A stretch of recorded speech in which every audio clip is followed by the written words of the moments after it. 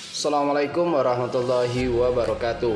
Bertemu lagi dengan saya Rifdinal Arif dengan NIM 2030111121.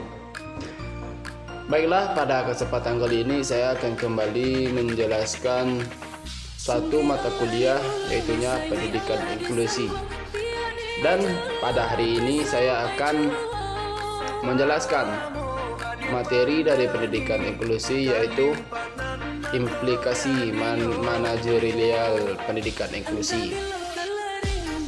Secara sederhana, manajemen pendidikan adalah kegiatan yang mengandung kerjasama, berjalan secara proses, atau memiliki kerangka sistem untuk mencapai tujuan pendidikan dengan memanfaatkan sumber yang ada.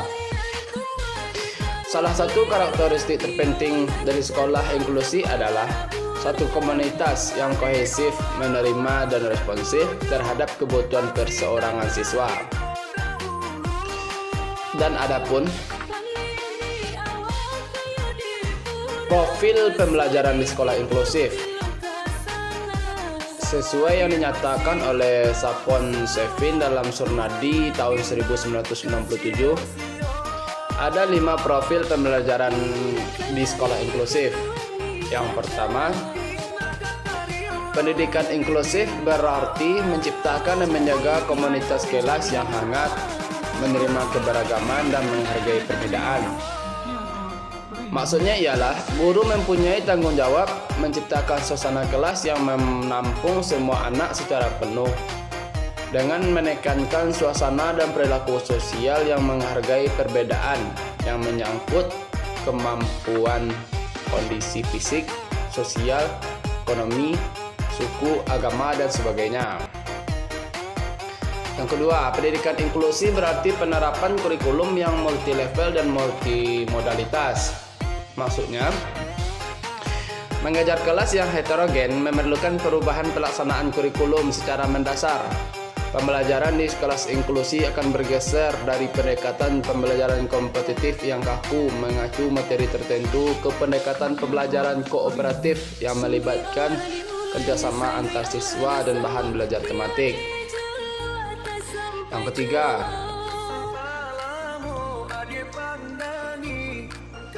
pendidikan inklusi berarti menyiapkan dan mendorong guru untuk mengajar secara interaktif. Maksudnya, perubahan dalam kurikulum berkaitan erat dengan perubahan metode pembelajaran. Model kelas tradisional di mana seorang guru secara sendirian berjuang untuk dapat memenuhi kebutuhan semua anak di kelas harus bergeser dengan model antar siswa saling bekerja sama, saling mengajar dan belajar, dan saling aktif, serta saling berpartisipasi dan bertanggung jawab terhadap pendidikannya sendiri dan pendidikan teman-temannya. Semua anak berada di satu kelas bukan untuk berkompetensi, melainkan untuk saling belajar dan mengajar dengan yang lain. Yang keempat, pendidikan inklusi berarti penyediaan dorongan bagi guru dan kelasnya secara terus-menerus dan penghapusan hambatan yang berkaitan dengan isolasi privasi. Meskipun guru selalu berinteraksi dengan orang lain, pekerjaan mengajar dapat menjadi profesi yang terisolasi. Aspek terpenting dari pendidikan inklusi adalah pengajaran dengan tim, kolaborasi dan konsultasi, dan berbagai cara mengukur keterampilan, pengetahuan, dan bantuan perseorangan yang bertugas mendidik sekelompok anak. Yang kelima, pendidikan inklusi berarti melibatkan orang tua secara bermakna dalam proses perencanaan. Keberhasilan pendidikan inklusi sangat bergantung kepada partisipasi aktif dari orang tua pada pendidikan anaknya, misalnya keterlibatan mereka dalam penyusunan program pengajaran individu atau PPI dan bantuan dalam belajar di rumah. Di dalam pendidikan inklusi ada beberapa manajemen. Yang pertama, manajemen kesiswaan merupakan salah satu komponen pendidikan inklusif yang perlu mendapat perhatian dan pengelolaan lebih. Yang kedua, manajemen kurikulum. Pendidikan inklusif masih menggunakan kurikulum standar nasional yang telah ditetapkan pemerintah. Namun dalam pelaksanaan di lapangan, kurikulum pada pendidikan inklusif disesuaikan dengan kemampuan dan karakteristik peserta didik. Yang ketiga, manajemen tenaga kependidikan merupakan salah satu unsur yang sangat penting dalam pendidikan inklusif. Tenaga pendidik dalam pendidikan inklusif mendapat porsi tanggung jawab yang jelas, berbeda dengan tenaga kependidikan pada pendidikan non-inklusif.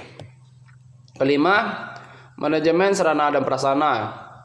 Manajemen sarana dan prasarana sekolah bertugas merencanakan, mengorganisasikan, dan mengarahkan, mengkoordinasi, mengawasi, dan mengevaluasi kebutuhan dan penggunaan sarana prasarana agar dapat memberikan sumbangan secara optimal pada kegiatan belajar mengajar. Dan yang kelima, manajemen lingkungan. Sekolah penyelenggara pendidikan inklusif perlu mengolah dengan baik hubungan sekolah dengan masyarakat agar dapat tercipta dan terbina hubungan yang baik dalam rangka upaya memajukan pendidikan di daerah. Manajemen layanan khusus dalam pendidikan inklusif terdapat komponen manajemen layanan khusus. Manajemen layanan khusus ini mencakup manajemen kesiswaan, kurikulum, tenaga kependidikan, sarana dan prasarana, pendanaan dan lingkungan. Kepala sekolah dapat menunjuk stafnya terutama yang memahami KPLB untuk melaksanakan manajemen layanan khusus.